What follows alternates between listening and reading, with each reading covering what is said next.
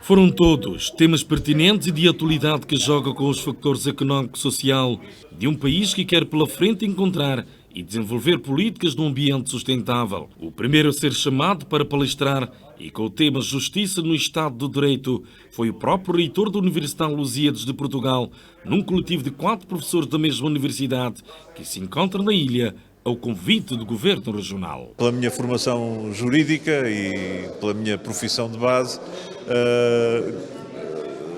responsabilizaram-me por esse tema da justiça e do Estado de Direito e, portanto, nesse particular, procurei, acima de tudo, transmitir a ideia de organização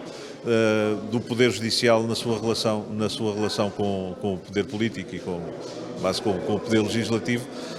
de maneira a que se perceba qual é a diferença entre aqueles que criam as leis e aqueles que aplicam as leis e o resultado certo dessa relação para a prossecução da justiça num determinado Estado, no caso particular, em São Tomé e Príncipe. O impacto da economia azul nos pequenos estados insulares, empresas familiares e economia sustentável, bem como os impactos das alterações climáticas nos pequenos estados insulares foram outro dos temas abordados nesta palestra. Sendo vocês um país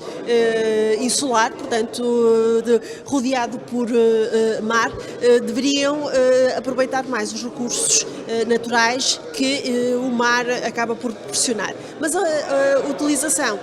desses recursos e o aproveitamento desses recursos terão que ser sempre numa ótica de sustentabilidade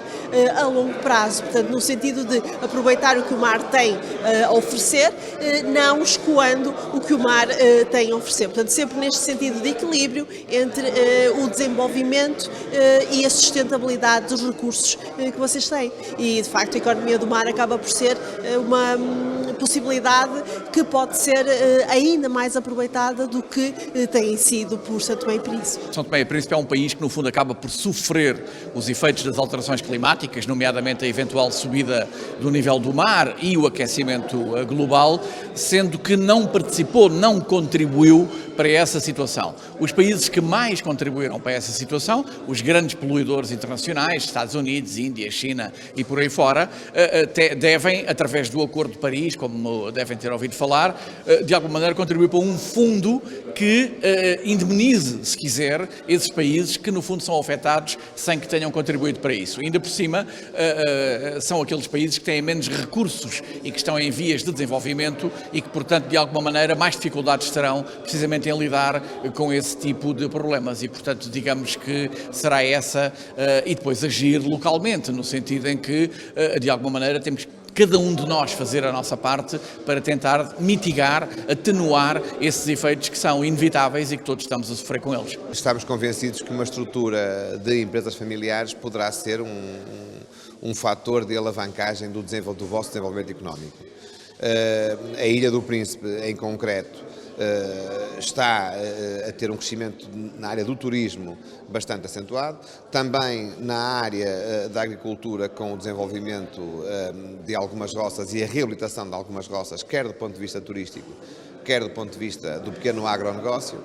E, portanto, isso é potenciador de um desenvolvimento económico sustentável, visto que uma ilha como a Ilha do Príncipe não terá a capacidade de escalar os seus produtos e os seus serviços e ser competitiva com outros meios de outra dimensão. Para o Presidente do Governo Regional, estas palestras resumem-se em conhecimento, saber, para podermos lidar com esses temas futuramente.